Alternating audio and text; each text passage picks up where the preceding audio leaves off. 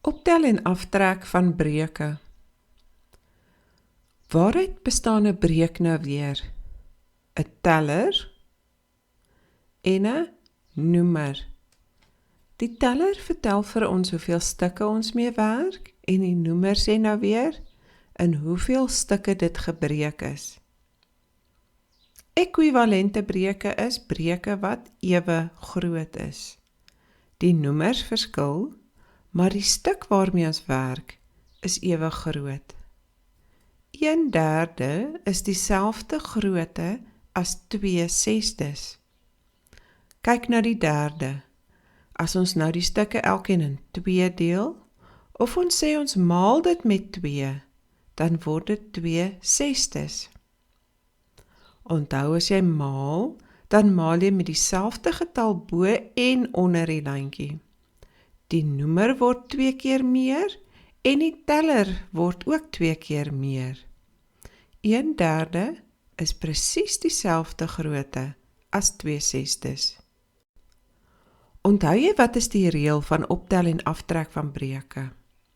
Ons kan net stukke van breuke bymekaar tel as die stukke ewe groot is. Dit beteken die noemers moet dieselfde wees. Om breuke te kan optel of aftrek, moet ons sorg dat die stukke waarmee ons werk ewe groot is. En hoe doen ons dit? Ons soek 'n ekwivalente breuk waar die noemers dieselfde is. Hier is ons voorbeeld. 1/3 plus 1/6. Kan ons dit bymekaar tel? Nee, die stukke is nie ewe groot nie. Die derde is baie groter as die 6de, so ons moet nou 'n plan maak. Om 3 dele 6 dele te maak, wat gaan ons doen? Ja, jy weet ons maal dit met 2. Wanneer ons ekwivalente breuke moet kry, maal ons dan nou bo die lyntjie en onder die lyntjie met dieselfde getal, met die 2. Wat gebeur? Nou werk ons met 6des.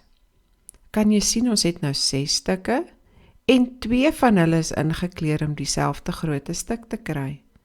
Ons het 2/6 wat ons nou kan optel by die 1/6. Kan jy sien hulle is nou ewe groot. Nou tel ons op. 2/6 plus 1/6 is 3/6. Goed, hoe maak ons met aftrek? Ons voorbeeld is 1/3 minus 1/6. Ons kan nie aftrek nie, want die stukke is nie ewe groot nie. Hoe gaan ons die stukke ewe groot kry? Ons gaan maal met 2. 2 maal die teller en 2 maal die noemer. Daar sy. Nou is die stukke ewe groot.